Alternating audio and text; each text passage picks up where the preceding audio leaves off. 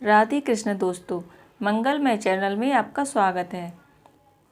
इस चैनल पर आप हिंदू धर्म से जुड़ी व्रत कथाएं, धार्मिक कथाएं और धार्मिक ग्रंथों का पाठ सुनते हैं।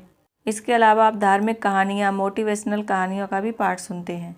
अगर आप हमारे चैनल पर पहली बार आए हैं तो हमारे चैनल को सब्सक्राइब करें, लाइक, शेयर एंड कमेंट करें और बेल नोटिफिकेशन को दबाएँ, जिससे हमारी वीडियो का नोटिफिकेशन आपके पास सबसे पहले पहुँचे। आज हम भक्त ध्रुव की प्राचीन कथा का श्रवण करेंगे। कैसे छोटे से बालक ध्रुव ने भगवान विष्णु की भक्ति करके अपना स्थान पाया। कथा प्रारंभ करते हैं। राजा उत्तानपाद के 2 रानियां थीं, रानी सुनीति एवं छोटी रानी सुरुचि। सुनीति पटरानी थी, किंतु उत्तानपाद का दूसरा विवाह सुरुचि के सौंदर्य पर मुग्ध होकर किया था। सुरुचि जितनी सुंदर थी उतनी ही चतुर और कपटी भी थी। उसने अपने रूप के मोहजाल से राजा उत्तानपाद को शीघ्र ही अपने बस में कर लिया। सुनीति राजमहर्षि थी। यज्ञ आदि कार्यों एवं अन्य धार्मिक अनुष्ठानों में राजा के साथ उसकी प्रधान रानी सुनीति ही भाग लेती थी। यह बात छोटी रानी को बहुत अखरती थी। मन ही मन में बड़ी रानी से द्वेष करने लगी। उल्टी सीधी मनगढ़ंत बात बनाकर राजा उत्तानपाद को उसके विरुद्ध कर दिया। राजा उत्तानपाद, जिसे सुरुचि के सौंदर्य ने अंधा बना दिया था, विवेक रहित होकर राजा उत्तानपाद ने सुरुचि की हर बात को मानना प्रारंभ कर दिया। काम का आकर्षण गुण की अपेक्षा अधिक होता है। राजा उत्तानपाद ने अपनी बड़ी रानी का परित्याग कर दिया। पति के परित्याग करने के बाद रानी गोद में अपना नन्हा शिशु लिए राजधानी के समीप स्थित महर्षि के आश्रम में निवास करने लगी। राज वैभव का परित्याग उस गुणवान रानी ने महलों में ही कर दिया था। अब वह एक तपस्विनी की भांति अपना जीवन व्यतीत करने लगी। पति से परित्याक्त रानी की आशा का केंद्र अब उसकी गोद का बालक ध्रुव था। ऋषि कुमारों के साथ महर्षियों के सानिध्य में बालक ध्रुव का पालन हो रहा था। सरल सात्विक सद्गुणों की प्रतिमूर्ति रानी बालक ध्रुव को देख देखकर अपने जीवन के शेष दिन व्यतीत करने लगी। वहीं उसका एकमात्र सहारा था, और यही सुनीति और सुरुचि की कहानी का मुख्य सार भी है। अंत में एक दिन अपने मान का ढोंग रच सुनीति को, जो अत्यंत गुणवान थी, महलों से निष्कासित कर दिया गया। अटल ध्रुव की कहानी बड़ी ही रोचक है। उधर सुरुचि यह भली भांति जानती थी कि मैंने कपटपूर्वक सुनीति को पति से अलग तो करवा दिया, परंतु एक समस्या अभी भी उसके रास्ते का कांटा है, और वह है बालक ध्रुव। ध्रुव सुनीति का पुत्र था और वह सुरुचि के पुत्र उत्तम से बड़ा था। नियमानुसार ध्रुव ही राज्य का उत्तराधिकारी था। अतः सुरुचि अब इसी प्रयास में लगी हुई थी कि जितना हो सके ध्रुव राजा उत्तानपाद से दूर रहे, जिससे उनका स्नेह सिर्फ उत्तम पर ही रहे और वे उसे ही अपना उत्तराधिकारी नियुक्त करें। ध्रुव अभी 5 वर्ष का ही था कि एक दिन अपनी माता से आज्ञा लेकर पिता के दर्शन हेतु राजधानी में गया। ध्रुव के साथ आश्रमवासी अन्य ऋषि कुमार भी थे। राजधानी में पहुंचकर इन ऋषि कुमारों ने जब राजभवन में प्रवेश किया तो राजा उत्तानपाद ने उन्हें प्रणाम कर उनका अभिवादन किया। ध्रुव ने अपने पिता के चरणों पर जब मस्तक रखा तो राजा उत्तानपाद अपने इस सुंदर व तेजस्वी बालक को गोद में लेने का मोह त्याग न सके। बालक ध्रुव को राजा की गोदी में बैठा देखकर उनकी विमाता सुरुचि के कलेजे पर सांप लौटने लगे। उसने आते ही तुरंत महाराज को कहा, महाराज, आपने अभागिन के इस पुत्र को गोद में क्यों बैठाया है? यह आपको शोभा नहीं देता।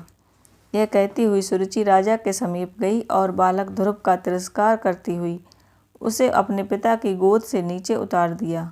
इतना ही नहीं, सुरुचि उसका अपमान करते हुए आगे यह भी कहने से नहीं चूकी कि तुमने अभागी माता के गर्भ से जन्म लिया है। यदि तुम्हें महाराज की गोद अथवा सिंहासन पर बैठना है तो मेरी कोख से जन्म लेना पड़ेगा। राजा उत्तानपाद सहसा कुछ बोल न सके। ऋषि कुमार यह दृश्य देखकर स्तब्ध रह गए। विमाता के व्यंग बाणों से आहत ध्रुव के नेत्रों में क्रोधाग्नि प्रकट हो रही थी। उसका शरीर कांपने लगा। उसने एक बार अपने पिता की ओर देखा। वे चुपचाप बैठे थे। कठोर नेत्रों से अपने विमाता को देखा और तीव्र गति से वहां से प्रस्थान कर दिया।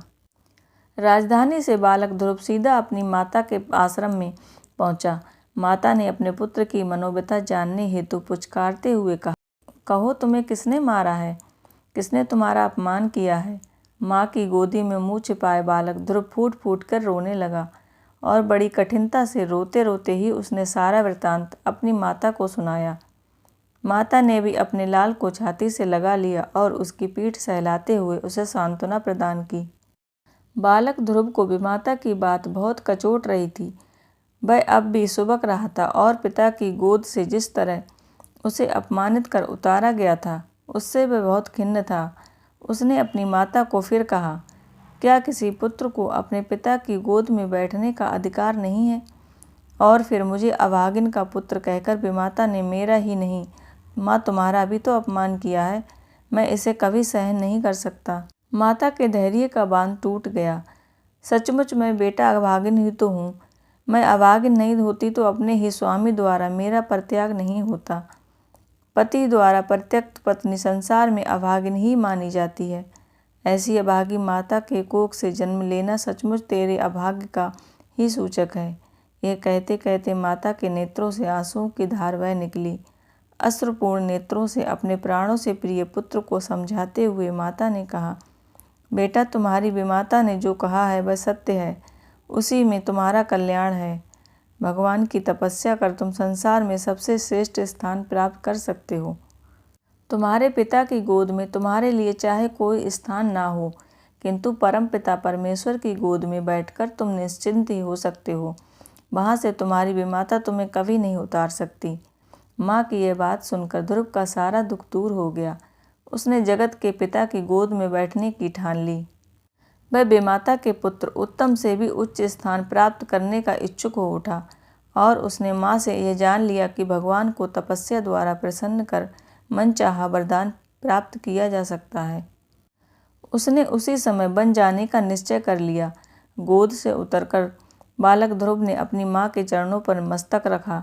5 वर्ष का नन्हा बालक, माता की आंखों का तारा, उसके जीवन का एकमात्र सहारा, भगवत भक्ति हेतु वन में जाने के लिए माँ से आशीर्वाद मांग रहा था। श्रेष्ठ कार्य हेतु सुनीति ने अपने पुत्र में अत्यधिक उत्कंठा और जिज्ञासा देखी। रोकना उचित न समझा। उसने अपने पुत्र को बाहों में भर गोदी में लिया। स्नेह से पुत्र का मुख चूमा। भरे नेत्रों और गदगद कंठ से वन को विदा होते ध्रुव को आशीर्वाद देते हुए माता ने कहा, जाओ पुत्र, उस जगत पिता को प्रसन्न करो। प्रभु तुम्हारा मंगल करें। ध्रुव को माँ की सीख बहुत अच्छी लगी और वह तुरंत ही दृढ़ निश्चय करके तप करने के लिए जंगल में चला गया। रास्ते में हिंसक पशु मिले, फिर भी वह भयभीत नहीं हुआ। इतने में उसे देवर्षि नारद मिले। ऐसे घनघोर जंगल में मात्र 5 वर्ष के बालक को देखकर नारद जी ने वहां आने का कारण पूछा।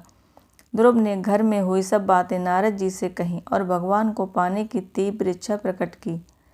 नारद जी ने ध्रुव को समझाया, तू इतना छोटा है और भयानक जंगल में ठंडी गर्मी सहन करके तपस्या नहीं कर सकता, इसलिए तू घर वापस चला जा। परंतु ध्रुव दृढ़ निश्चयी था। उसकी दृढ़ निष्ठा और भगवान को पाने की तीव्र इच्छा देखकर नारद जी ने ध्रुव को ओम भगवते वासुदेवाय मंत्र देकर आशीर्वाद दिया। बेटा, तू श्रद्धा से इस मंत्र का जप करना, भगवान तुझे जरूर प्राप्त होंगे।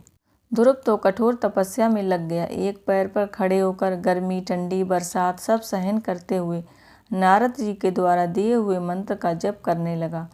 उसकी निर्भयता, दृढ़ता और कठोर तपस्या से भगवान नारायण स्वयं प्रकट हो गए। भगवान ने ध्रुव से कहा, कुछ मांग बेटा, कुछ मांग। तुझे क्या चाहिए? मैं तेरी तपस्या से प्रसन्न हुआ हूँ। तुझे जो चाहिए वह मांग ले। ध्रुव भगवान को देखकर आनंद विभोर हो गया। भगवान को प्रणाम करके कहा, हे भगवान, मुझे दूसरा कुछ भी नहीं चाहिए, मुझे आपकी दृढ़ भक्ति दो। भगवान और अधिक प्रसन्न हो गए और बोले, तथास्तु।